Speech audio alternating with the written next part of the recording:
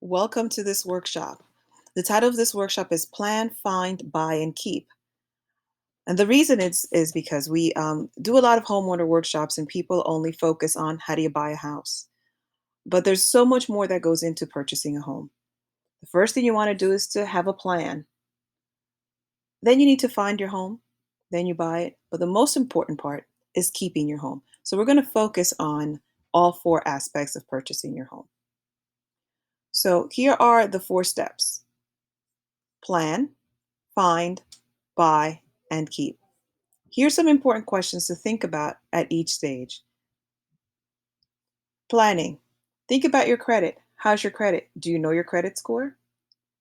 How much do you want to spend? Now, that's different than how much you qualify for. There are times when you qualify for more than what you want to spend, or vice versa, where you want to spend more, but you don't qualify for more. Okay. How much can I afford? That's a very subjective question. When you have to look at your personal financial situation and determine how much you can actually afford. A bank may tell you that you can afford $300,000, but can you really? The second part is finding, where do you want to live? And these two very succinct questions that are kind of contradictory at times. What do you want in a house versus what do you need in the house? And you'll find that most of the times the questions are all kind of canceled out but by what can I afford? The third part is knowing the steps to buying a home.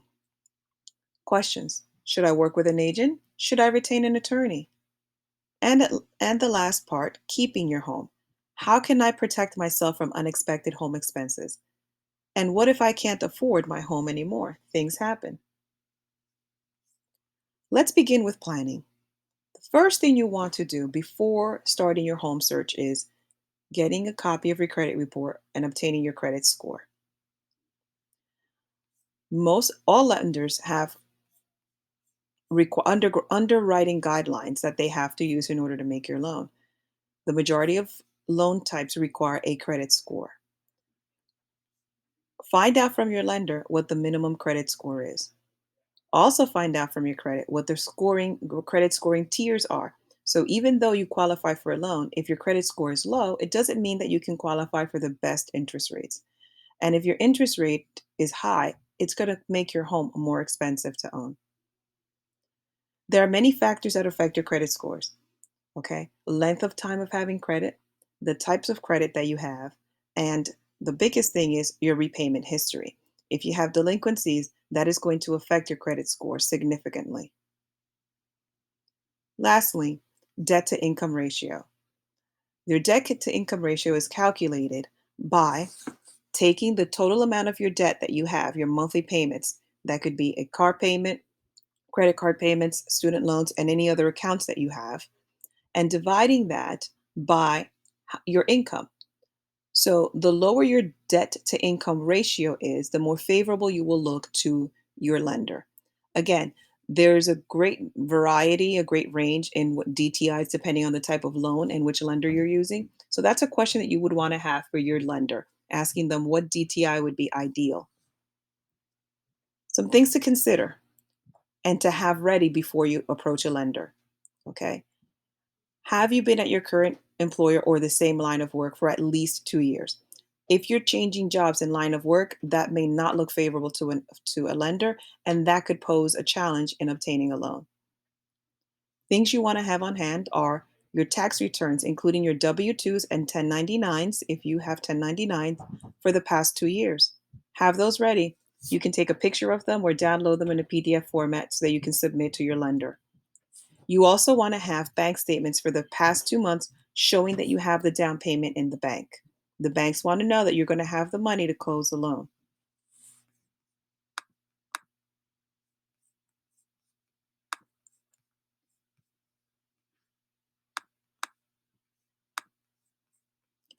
And the last thing, as far as getting ready, you want to have pay stubs for the past 2 months. They want to show that you are currently working and that your income is steady. So, again, you want to make sure that you've been with the same employer or the same line of work for at least 2 years. You want to have tax returns for the past 2 years, including your W 2s and 1099s if you're a 1099 employee. You also want to have bank statements for the past 2 months showing the down payment amount is in the bank. And lastly, you want to have pay stubs for the past 2 months. After planning, you want to find your home. Where do you want to live? What do you want? What do you need? What can you afford? So think about these things. What are the most important to you? Most of the times, you can't have it all. What's the most important? Is it the location of your home, the size of your home, the features of your home, the price, or the condition?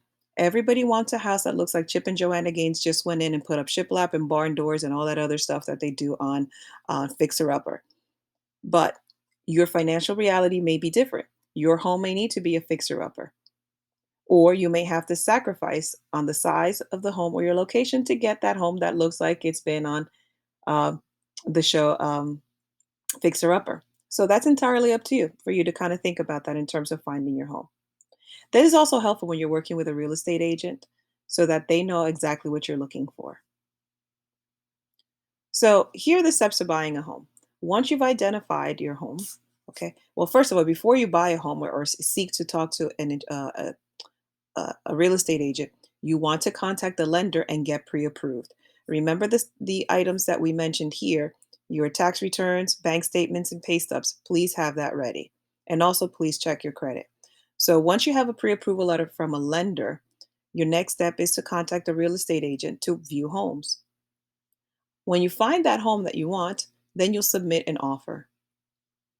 Once your offer is accepted, you're going to enter what's called an attorney review period, which gives you a 3 business day rescission period, which means you put in an offer, but during those 3 days, you can change your mind as long as an attorney sends a letter to the buyer, I'm sorry, to the seller to say that you do not wish to proceed with the sale. If you still wish to proceed with the sale, then you move on to property inspection. This is very important as buying a home is one of the most expensive assets that you will ever purchase. So make sure that that investment that you are making is sound and in good repair. After you go through the inspection process, then you may request repairs or negotiate repairs or credits with the seller to make sure that the home is in good condition. After the inspection period is over, you'll most likely go into the appraisal. The bank will send out an appraiser to make sure that the home is worth at least what you're paying for. Okay, if you are getting an FHA loan, the FHA requires that the home be worth at least what you're paying for it. And if the home is worth less than what you're paying for it, if it appraises for less, you would not be able to buy that home. The seller would have to either adjust the price or you would have to come up with additional money because your loan can't be for more than what the house is worth. And actually, FHA, it's what your house is worth minus your down payment. Once you've gone through all of these steps, and your mortgage is approved, you receive a mortgage commitment, which means, hey, you're going to be able to go to closing. During that time, you or the seller is working on obtaining a certificate of occupancy from the township or the city in which you're going to live. One last step before settlement is to do a title search to make sure that there are no encumbrances on the property. That means that nobody has placed a lien on that property and it's free and clear to sell. If there are any liens, those liens would have to be resolved so that you can purchase the home. And the last step is settlement. That's where you sign your mortgage documents and you receive the deed to your home and the home is yours. Now, the most important part is keeping your home. How can you protect yourself from unexpected expenses? And what if you can't afford your home anymore? I highly recommend that you get home warranties and service contracts. Many lenders and sellers will offer a 1 year warranty. Okay, inquire to see if you can get that. The other thing are service contracts from utility providers like PSEG, New Jersey American Water, South Jersey Gas. If you're buying a home, a single family home, or even a townhouse, your sewer line is a huge issue. The homes are older, sometimes sewer lines collapse. That could be upwards of a $20,000 repair. You can purchase insurance from the water company to insure that line so that if it collapses or there's a crack or it needs to be replaced, that they will pay for the replacement and you don't have to come up with that money.